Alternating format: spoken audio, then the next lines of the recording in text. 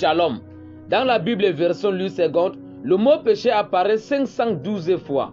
Il apparaît pour la première fois dans le livre de Genèse chapitre 4, le verset 5, où ce même péché couchera à la porte de Caïn si celui-ci continue d'haïr son frère Abel. Et le mot péché dans la Bible version Louis II apparaît pour la dernière fois dans le livre d'Apocalypse chapitre 18, le verset 5, où l'apôtre Jean parlait de la chute de Babylone la Grande. Vu donc son nombre de fois bien grandiose dans la Bible, chers internautes, il est bon pour nous d'en parler. Alors, que devons-nous faire pour que nos péchés soient définitivement effacés? Quelle est la différence entre être pécheur et être pécheur repentant? C'est quoi pécher contre le Saint-Esprit? Quelle promesse est donnée de la part de Dieu à celui qui confesse sincèrement ses péchés? Que fait Dieu de nos péchés? Que devons-nous faire pour que nos péchés soient effacés? Actes des Apôtres chapitre 3, le verset 19. Repentez-vous donc et convertissez-vous pour que vos péchés soient effacés. Le peuple d'Israël devrait se repentir.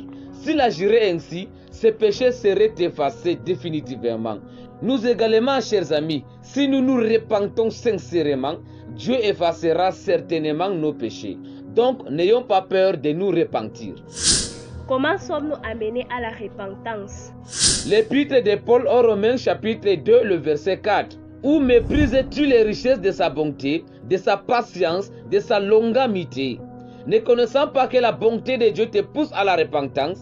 Ici, la bonté de l'Éternel qui pousse à la repentance signifie que Dieu est bien disposé envers les pécheurs, mais non envers leurs péchés. Sa patience s'exprime en retenant le châtiment face à la méchanceté et à la rébellion de l'homme. Sa longanimité consiste à son étonnante méprise face à la provocation incessante de l'homme.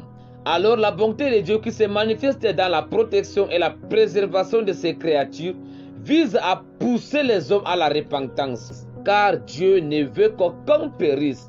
2 Pierre chapitre 3, le verset 9. Se repentir signifie tourner le dos au péché et se diriger dans la direction opposée.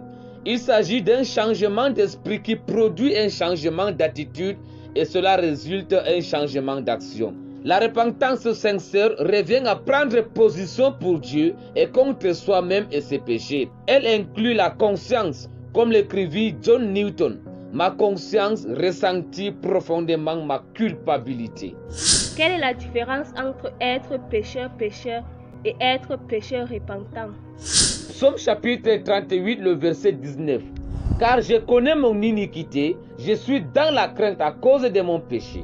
Avec une candeur rafraîchissante et un cœur brisé et sans vouloir minimiser son péché, David confesse son iniquité et dit « Je regrette ».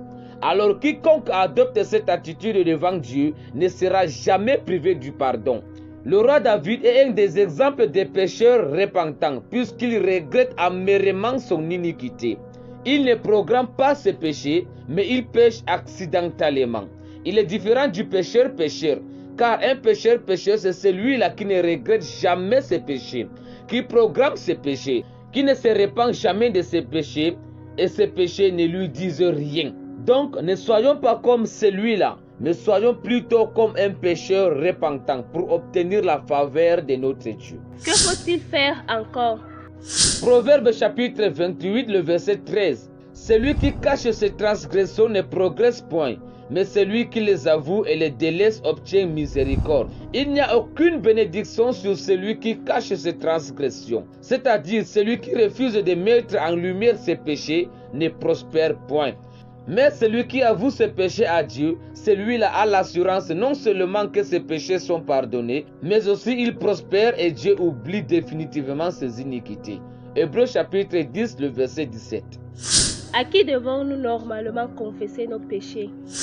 Je l'ai fait connaître mon péché, je n'ai pas caché mon iniquité. Je dis, j'avouerai mes transgressions à l'Éternel, et tu as effacé la peine de mon péché. Psaume chapitre 32, le verset 5. Le roi David reconnaît ses péchés et les appelle par leur propre nom et demande pardon à Dieu. Aucun pape, aucun prêtre, aucun abbé, aucun pasteur, aucun imam, aucune église, Aucun docteur ni un autre Dieu ne peut pardonner nos péchés en dehors du grand Dieu des cieux, le créateur de l'univers, le Seigneur des seigneurs, le roi des rois, le sauveur de l'humanité. Et si nous faisons du tort à quelqu'un, quel est notre devoir envers lui? Jacques chapitre 5, le verset 16. Confessez donc vos péchés les uns aux autres et priez les uns pour les autres, afin que vous soyez guéris. La prière fervente du juste a une grande efficace. Chers internautes, une lecture superficielle de cette déclaration pourrait donner l'impression que nous devons étaler devant les autres nos péchés secrets. Ce n'est toutefois pas du tout le sens. L'apôtre Jacques déclare que lorsque nous péchons contre quelqu'un, nous devons très rapidement confesser ce péché à la personne offensée. Nous devons aussi prier les uns pour les autres. Alors, au lieu de nous nourrir de la rancune et de permettre à l'amertume de se développer, nous devons maintenir la communion parfaite avec les autres par la confession et la prière. Alors, quelle promesse est donnée à celui qui confesse ses péchés? 1 Jean chapitre 1, le verset 9. Si nous confessons nos péchés, il est fidèle et juste à nous les pardonner et pour nous purifier de toute iniquité. Dieu nous promet de pardonner nos péchés. Que fait Dieu de nos péchés? Somme chapitre 103, le verset 12. Autant l'Orient est éloigné de l'Occident, autant il éloigne de nous nos transgressions. Chers amis, de même que l'Est et l'Ouest ne peuvent jamais se rencontrer, ainsi le croyant ne peut plus jamais rencontrer ses péchés, car ses iniquités, Jésus-Christ les a toutes portées pour le sauver de la main de Satan, afin de vivre éternellement avec lui. Cherchons donc à être des pécheurs repentants afin que nous obtenions le pardon de ces péchés accidentés. Puisse Dieu dans son amour immense nous éloigner de nos péchés au nom puissant de Jésus-Christ. Amen.